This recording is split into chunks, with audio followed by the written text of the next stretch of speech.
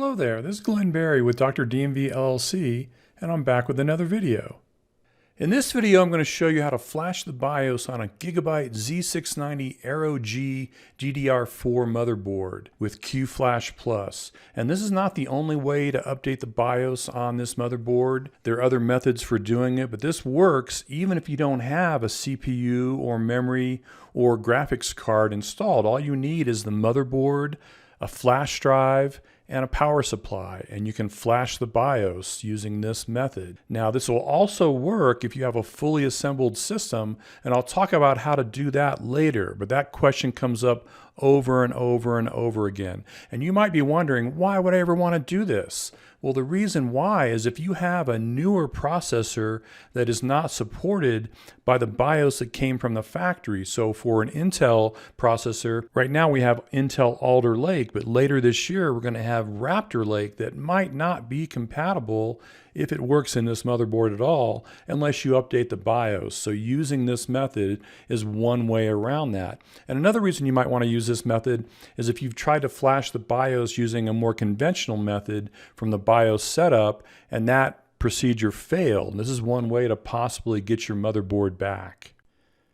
These are the key steps to using QFlash Plus. I'm not going to read every single step. You can pause it and read them yourself, but it's important that you watch the entire video and follow the directions exactly. Otherwise, you're likely to miss something and it probably won't work.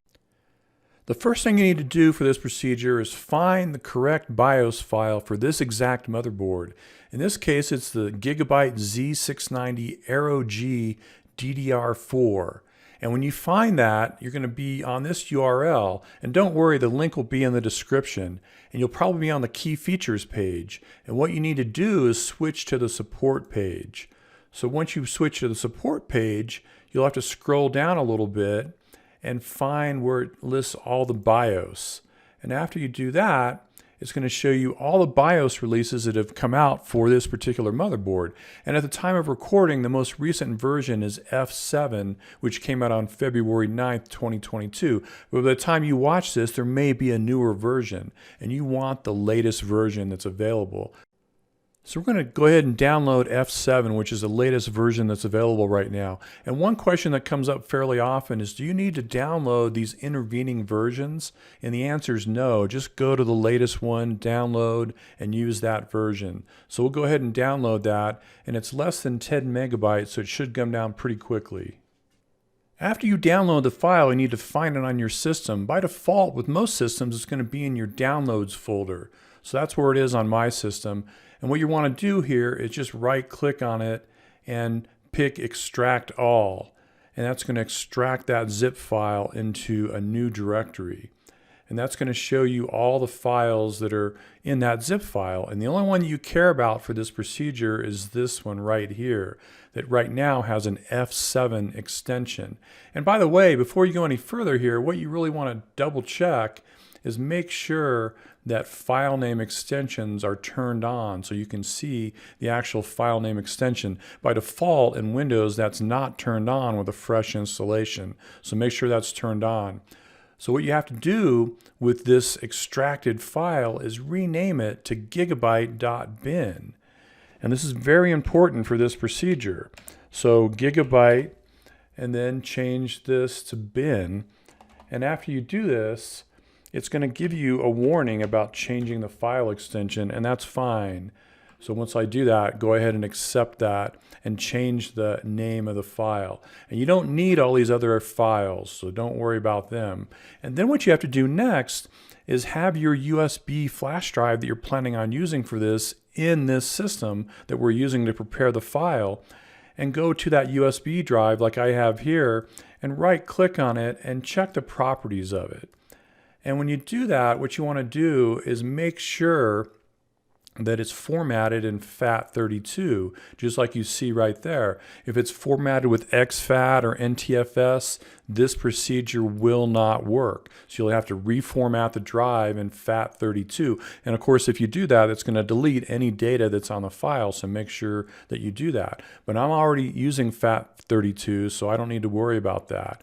So after I've checked that, then I need to copy this gigabyte.bin file down to the root of this USB flash drive. It can't be in a directory. It has to be in the root part of the drive. And that's extremely important for this particular QFlash Plus procedure to actually work. Now, before we go any further, I just want to show some frequently asked questions. I'm not going to read them to you. You can pause it and read them yourselves, but these questions come up over and over and over again on previous videos, so hopefully these will answer the most common questions that you might have. And again, please watch the entire video so you don't miss any steps, because this is a fairly tricky procedure. The next step is to plug in the two power cables from the power supply. First is the 8-pin EPS connector at the bottom left there, and then at the top we're going to plug in the 24-pin main power connector. These are the only two things that have to be plugged in, and of course your power supply has to be plugged into the wall, or preferably a UPS if you have one. Then you want to turn on the power supply. Now if you have a fully assembled system, do not turn on the case power button. And then here's the correct USB port right beneath the network port that you plug in that USB drive that you prepared earlier. And so now you're all ready to go. The next step is going to be to actually press the QFlash Plus button. Now after all this prep work, we're just about ready to press that QFlash Plus button. So there's where it's located on the motherboard, and then we'll zoom in so you can get a better view. It's that little white button right on the right edge of the motherboard. And you only need to press it down for a second or two, and then the QFlash Plus LED is going to start flashing. And that's the only LED you really need to worry about. Just watch that LED, and it should flash for 6 to 7 minutes. If it only flashes for a few seconds, something went wrong. But if everything's going well, this is going to flash for 6 or 7 minutes, and that's what you want to watch. Here's the LED flashing on my flash drive. And then here you can see 3 LEDs. On the left is the VGA debug LED, and that's just not going to be flashing. It'll just be lit. And then at the top is the QFlash Plus LED. That's what's important. And then on the right, you can see my USB LED flashing. On my system, the actual BIOS flash process took slightly under 6 minutes. And during that time, the BIOS flash LED was flashing continuously.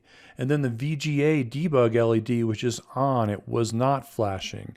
And the only thing that matters is that BIOS flash LED. So just keep your eye on that. And when it stops flashing, that means that it's done flashing the BIOS. And if it only flashed for a few seconds and then stopped, it did not work. It should not take a lot longer than 5 or 6 minutes though. So what do you do next? Well, if you've got a bare system like this, you just need to turn off the power supply and unplug it and then assemble it and see if it will post. If it's a completed system, just go ahead and turn it off and then turn it on normally and see if it works. That's all there is to it. And you really can't tell whether or not it worked until you try to turn it on and see if it will post.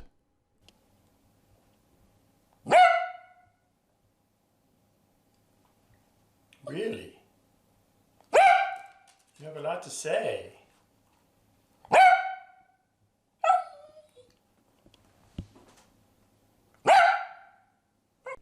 This is Glenn Berry with Dr. DMV LLC, and I want to thank you for watching this video. If you liked the video, please hit the thumbs up button. If you have any questions, please leave a comment.